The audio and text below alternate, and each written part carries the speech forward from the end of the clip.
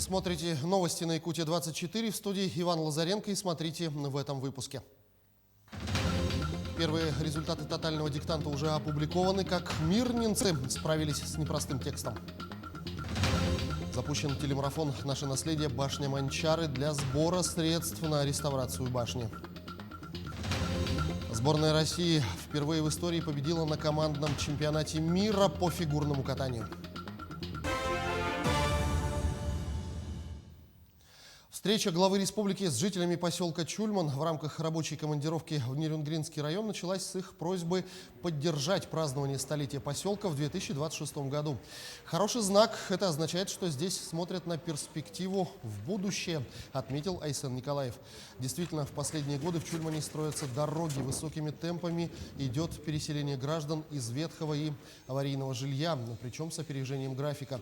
Большие планы по развитию здравоохранения. Уже в сентябре следующего года откроет двери физкультурно-оздоровительный комплекс с катком, который возводится в Чульмане по программе «Газпром детям». Что касается реконструкции аэропорта в Чульмане, то глава отметил, что появилась возможность существенно сократить время реконструкции взлетно-посадочной полосы до 4 месяцев. Таким образом, работы начнутся 1 июля, и уже с 1 ноября текущего года аэропорт возобновит прием воздушных судов без ограничений. Свыше 210,5 миллионов рублей будет направлено на развитие единой государственной информационной системы в сфере здравоохранения. Это поможет ускорить перевод госуслуг в электронный вид и предоставлять их по принципу цифровых суперсервисов. Деньги пойдут на оплату государственных контрактов в сфере информационно-коммуникационных технологий, которые были заключены в 2020 году для развития подсистем информационной системы. Завершить расчеты по этим контрактам необходимо до 1 июня 2021 года. В Мирном только 4 человека написали тотальный диктант на 5. Результаты акции появились на официальном сайте. 10 апреля в алмазной столице проверить грамотность можно было на 5 площадках: в библиотеке, аудиториях МПТИ и классах 26-й школы. Отрывок из текста Дмитрия Глуховского «Море» под диктовку написали 136 человек. Количество ударников, троечников и двоечников в Мирном не считали. Впрочем, среди последних точно десятки. Если же говорить о статистике ошибок в тексте диктанта этого года по всей стране, больше всего было пунктуационных, хотя и в орфографии оказались свои нюансы. 7 общественных пространств Якутии вошли в число лучших практик благоустройства 2020 года в России. Конкурсная комиссия отобрала 117 лучших практик по благоустройству общественных территорий из 40 субъектов страны. Якутию в этом списке представили Центральная площадь в Жатае, сквер Ямщиков и озеро Талое в Якутске, сквер по улице Ленина в Алдане, набережная в Покровске, городской парк в Нюрбе и сквер Эйе в селе Бердигистях, для которого был разработан собственный дизайн-код. Каждый проект для нас, он уникален, и мы вкладываем туда все свои силы, творчество, талант. Например, очень мощно сейчас у нас продвинулись команды малых городов. Здесь самое важное во всем этом процессе – это управление и эксплуатация. То есть мало запроектировать, мало построить. Важно наладить в городах команды, которые будут нацелены на управление такими территориями. С 26 апреля по 30 мая по всей стране пройдет рейтинговое голосование по выбору дизайн-проектов и общественных территорий, пока только планируемых к благоустройству в 2022 году в рамках федерального проекта формирования комфортной городской среды.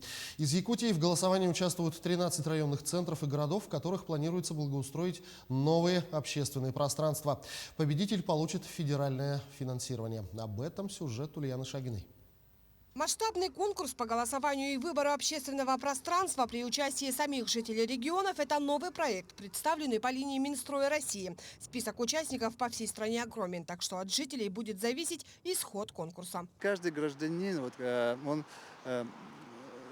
принимает свое решение, соответственно, он принимает решение в выборе того объекта, который будет финансироваться. От Якутии в голосовании примут участие 13 районных центров и городов. Список участников вы сейчас можете видеть на своих экранах. Отмечу, что каждый населенный пункт представит по 2 общественных пространства, из которого сами же жители должны выбрать один наиболее понравившийся.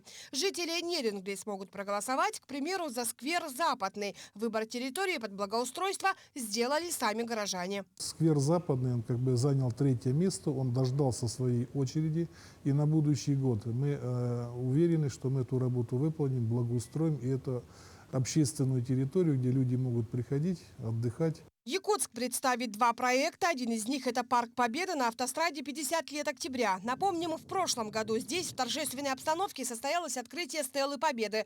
Между тем, архитекторы разработали концепцию самого парка. Он будет одним из самых современных в столице, но при этом будет напоминать о подвиге якутян, участвовавших в Великой Отечественной. Ну, основная идея парка – это вот фронтовые письма. И вот хотим выстроить вот хронологию такую, да, с 41 по 45 год, когда вот солдат пишет письма домой. И он там вот расписывает, какой там быт, как там дела ведутся на фронтовых боях, да. Вовлечение жителей в обустройство города – это новый тренд, продиктованный временем. В этих парках и скверах будут гулять именно жители столицы. И не спросив у них, каким они видят общественное пространство, было бы странно проектировать его дизайн. Жители Сайсар, кстати, уже знают, какой они хотят видеть свою набережную. Озеленение каждый год садят, а фактически это они или погибают, нету такой зелени. Больше скамеек, наверное, потому что люди очень много сидят, болтают. Вот. И вот мусорок очень много надо, мне кажется. Спорт-объекты, конечно. То есть по всему городу надо расставлять, особенно здесь. Было бы классно. Кстати, проект по благоустройству территории Сайсарского округа также в списке онлайн-голосования. В очередь здесь обустроят набережную вдоль Сайсарского озера. Кроме того, в разработку включены также дворовые территории, капитальный ремонт тротуаров, освещение объектов. Ну а главным изменением, конечно же, станет переобустройство сквера Матери.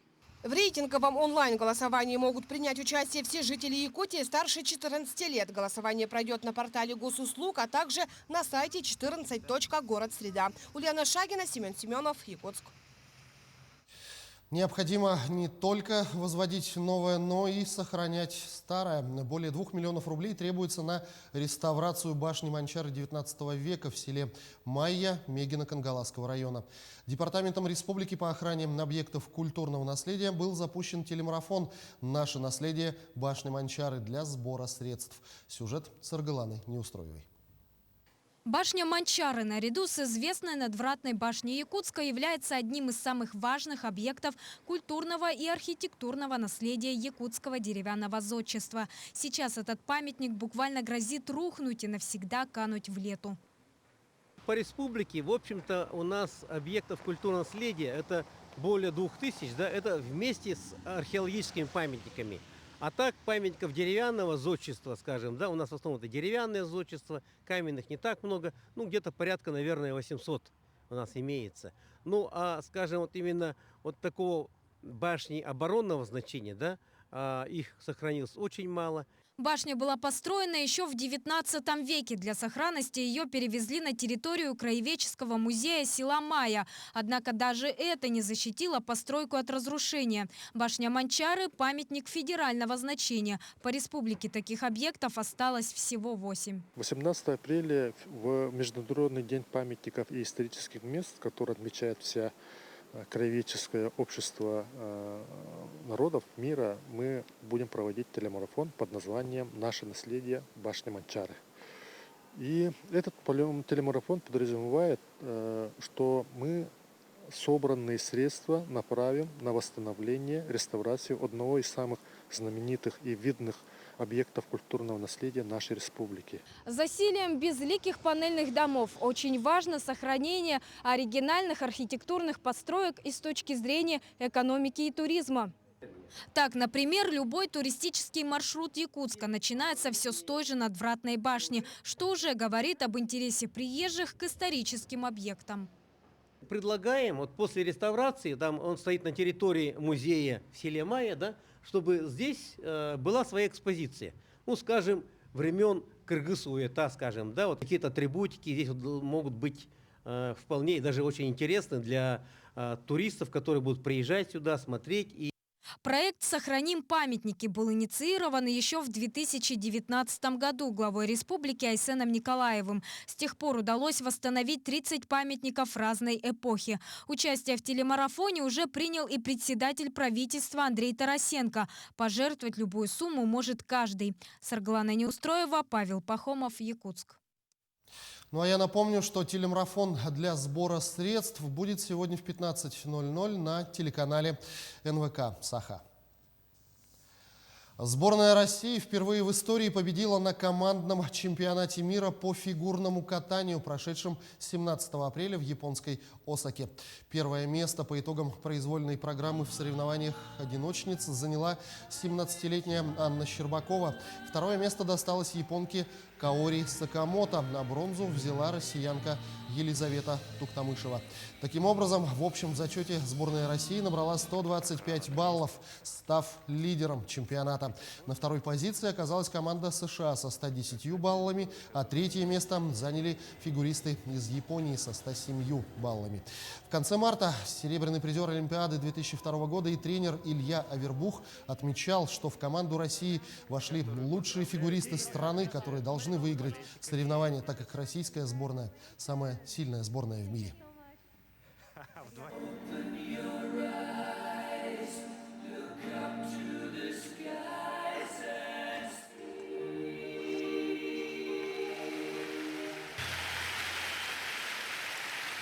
Ну, по сравнению со вчера, другое дело. Другое дело. В лучших традициях победного российского парного катания. Молодцы ребята, абсолютно чистое катание.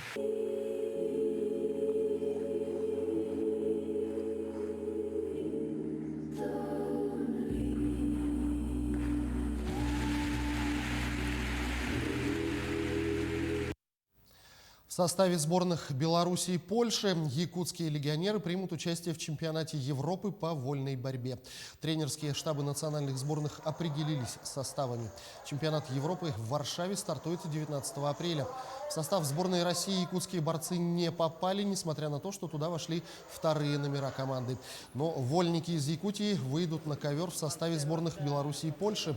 Так и с первой командой выступят недавно перешедший в Беларусь Арьян Тютрин, а также уже опытный член команды Андрей Бекренев.